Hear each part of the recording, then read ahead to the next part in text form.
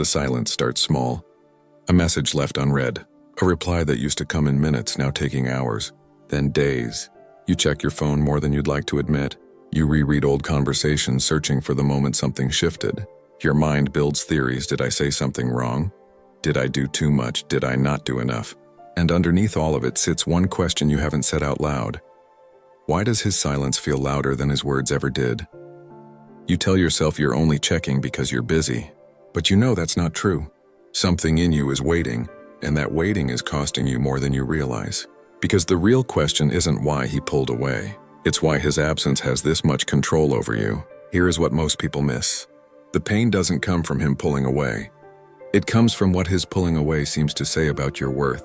Somewhere along the way, his attention became the evidence you used to feel secure in yourself. So when it disappears, it doesn't just feel like distance, it feels like proof of something you fear is true. But distance is not proof of anything. It is simply distance. The interpretation you attach to it is where the suffering begins. And once you see that, a harder question appears. If his silence isn't about your value, what is it actually about, and why have you been treating it like a verdict? The Stoics understood something most people never learn until pain forces them to. Epictetus taught that suffering comes not from events themselves, but from the judgments we place on them. His silence is an event. Your interpretation of it, abandonment, rejection, inadequacy, is a judgment, and judgments can be examined. This is the foundation of what the Stoics called the dichotomy of control. Some things are within your power, and everything else is not. His attention, his mood, his decision to reply or disappear, none of that belongs to you. It never did. What belongs to you is far smaller and far more powerful than it seems. It is how you carry yourself while he decides. Most people spend this waiting period abandoning themselves. The Stoic spends it building something no one can take away. This is where the real transformation begins, not in changing him, but in changing what you're actually protecting. Ask yourself honestly, what are you afraid of losing? Is it him? Or is it the version of yourself that felt worthy because he was paying attention? There is a difference between reacting and responding. Reacting is checking your phone every 10 minutes, rehearsing what you'll say when he finally replies, shrinking your own needs to make yourself easier to come back to. Responding is deciding calmly who you are regardless of his behavior. Why does his opinion carry so much weight over your peace? Would you feel this unsteady if your sense of worth didn't depend on his response? This isn't about pretending you don't care. It's about refusing to let his silence write the story of your value. What would change if you stopped trying to control what was never yours to control? The answer to that question is where your power actually lives, and it shows up differently depending on how you choose to practice it. Practice one: name the judgment. Before you can respond wisely, you have to see clearly. When his silence hits, most people feel the emotion and act from it instantly. Instead, pause and name what you're actually telling yourself. Not, he's ignoring me, but the deeper story underneath, this means I'm not enough. Once spoken plainly, the thought loses some of its grip. This is the first Stoic discipline, separating the event from the meaning you assigned it. You cannot control that he went quiet. You can control whether you accept every frightening story your mind offers about why. Practice 2. The 24-hour rule. Discipline is not suppression. It is delay. When the urge rises to message again, to check his last scene, to seek reassurance from friends, wait 24 hours before acting on any of it. Seneca wrote often about the value of pausing before reaction, because impulsive action is where regret is born. This single delay interrupts the pattern of chasing. It gives your rational mind time to catch up with your emotional one. What you'll often find after the waiting is that the urge wasn't about him at all. Practice 3. Return to your own territory. While he decides what he wants, you are not required to stay frozen in the waiting room of his choices. Redirect your attention toward what is entirely yours: your work, your discipline, your body, your growth. This is not distraction for its own sake. It is a reminder through action that your life does not pause for someone else's silence. Marcus Aurelius governed an empire while practicing this same principle daily. Attend to what is yours and release your grip on what is not. Practice 4.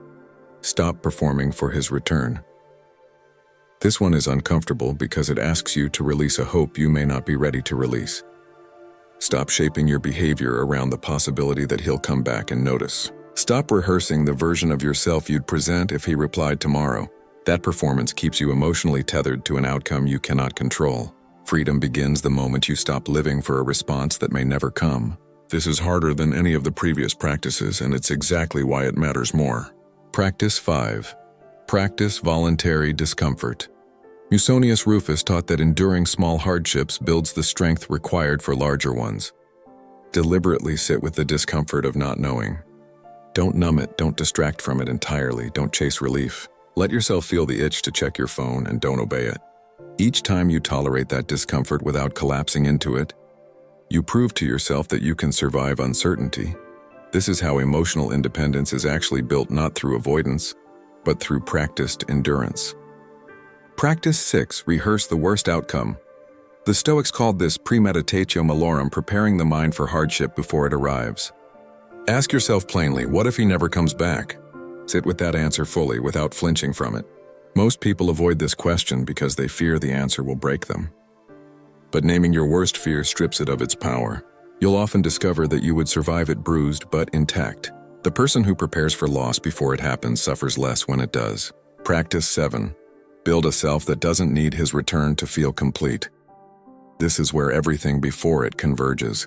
Every practice so far has been preparing you for this final shift from waiting to be chosen to no longer needing to be. Not bitterness, not pretending indifference. Genuine internal steadiness that exists independent of his decisions. This is what the Stoics meant by inner freedom, a self-respect that doesn't fluctuate based on someone else's attention. If these ideas are helping you see your own reactions differently, subscribe to Anonymous Achiever. This channel exists to help you build exactly this kind of steadiness, one principle at a time. Go back to where this began: the reread messages, the waiting, the ache of unanswered silence. The situation may not have changed. He may still be distant. He may still not reply. But notice what has shifted in you. You are no longer asking, what did I do wrong? You are asking, who am I choosing to be while I wait? That is the turning point. Not his return. Your composure. Would you still feel shattered by his silence if your worth was never actually his to define in the first place? Here is the deeper truth beneath all of it. This was never really about him pulling away. It was about discovering how much of your peace you had quietly handed to someone else's attention. Every practice you've just learned is really about reclaiming that peace, not from him, but from the habit of outsourcing your worth to people who never asked to hold it. Real dignity doesn't announce itself when things go well. It reveals itself in silence and waiting. In the moments no one is watching to see if you'll break. If he pulls away and ignores you, the strongest thing you can do is nothing performative at all. Not chasing, not proving, not begging silently through perfect behavior. Just steadiness, quiet, unshaken, and entirely your own. That composure was never about winning him back. It was about becoming someone who never needed to. If you're working on building that kind of composure, write "I control my response" in the comments below. Let it be a commitment, not just a sentence. And if this resonated, subscribe to Anonymous Achiever. There's more of this ahead, the kind of strength that doesn't need anyone's permission to stay whole.